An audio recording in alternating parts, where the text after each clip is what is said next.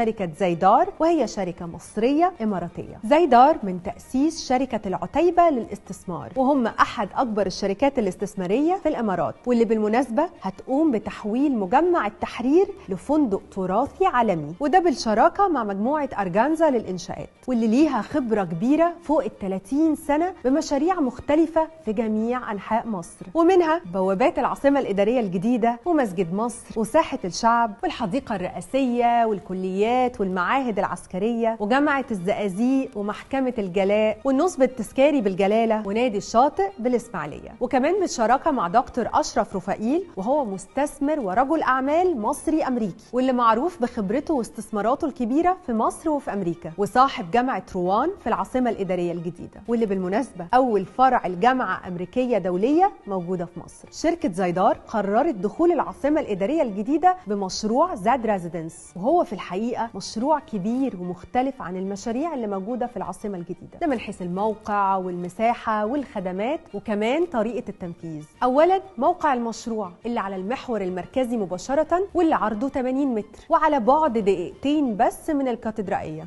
ودقيقتين من أقرب محطة مونوريل، و7 دقايق من مسجد مصر، واللي بيعد أكبر مسجد في أفريقيا. زاد ريزيدنس موجود بالتحديد في الحي الاستثماري الأول في العاصمة الإدارية الجديدة، واللي بنقول عليه جولدن سكوير العاصمة الإدارية الجديدة، وده اللي هيكون ليه دور كبير في الزيادة السريعة للقيمة الاستثمارية لجميع الوحدات، وده سواء كان سكنية أو تجارية، وده معناه فرصة استثمارية ما تتعوضش. ثانياً، طريقة بنى وتنفيذ المشروع. زاد ريزيدنس غير ثوابت البنى في العاصمة الإدارية الجديدة، وده لأنه أعلى مشروع في المنطقة على ارتفاع 8 أمتار، وبكده انت تكون ضامن فيو مميز من جميع الاتجاهات، يعني حرفيا هتبقى في عالم تاني لوحدك. المباني مصممة بنظام البوست تنشن الحديث، وده بيتيح للعميل الفلات سلاب، وده بيكون مفيد جدا في التقسيم الداخلي للوحدات. بيتك كله هيبقى من غير عواميد، فهتقدر تستفيد من كل ركن فيه ومن غير إهدار. أخيرا وليس آخرا،